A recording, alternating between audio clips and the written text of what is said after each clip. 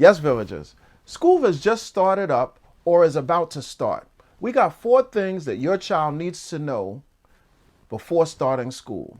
If you want to find out if your view is represented among the 4, you are in the right place. If you're new to this channel, welcome to our village. If you're a returning villager, welcome as well. So let's get into it. Welcome to Garden of the Mind, where we reduce stress, improve our health and fitness, and improve our financial IQ every episode.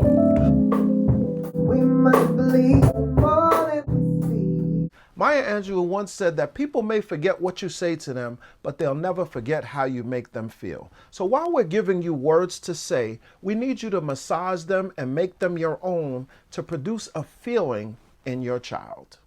Tip number 1, you are enough.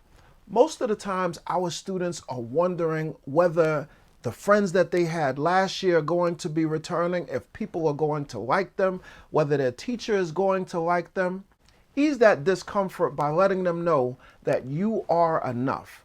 And the friends that you are going to make are going to be the friends that you need and not necessarily the friends that you think that you should have. If people are using sharp words and making them feel uncomfortable, then those are not the people that they need to be around. If these things continue to happen, if sharp words continue to be used and our children continue to be injured, then we as parents need to figure out what type of intervention is necessary so that our children do not continue to be injured. Within those interventions, don't be afraid to remove your child and put your child in another environment. Tip number 2, this is a new year, so you're going to have new experiences. All of the things that have happened in the past have now been washed away. Now we have a new slate. So if you were doing things that were not good last year, you can do things better this year. And if you were doing things good last year, you can do them even better this year. You have the pen and you can create whatever picture that you would like to see from this new year.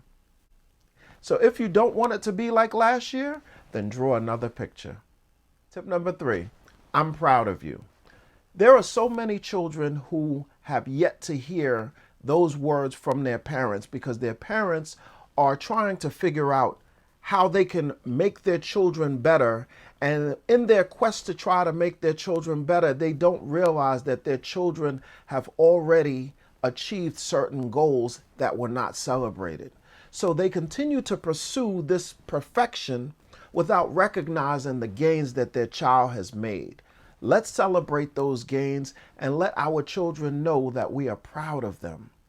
We have to let them know that we are proud of what they've already done. And we are proud of the fact that they have done their best. As long as we continue to encourage a spirit of a child doing their best, they will eventually get to the mark. But we have to encourage that practice in them by letting them know that we are proud of them. And that doesn't mean that we are proud of them achieving perfection, but we are proud of the progress that they've made and the progress that they will continue to make. Tip number 4, I love you.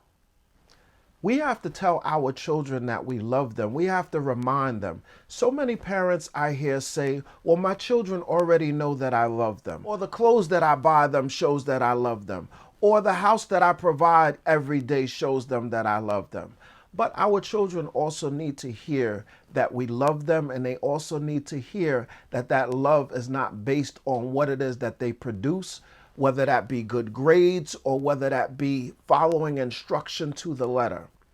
Our children have to know that we love them unconditionally, no matter what, with idiosyncrasies, imperfections, and everything else that comes with our children. To paraphrase Frederick Douglass, it's better to raise strong children than to heal broken people. We have to be very intentional about how we make our children feel.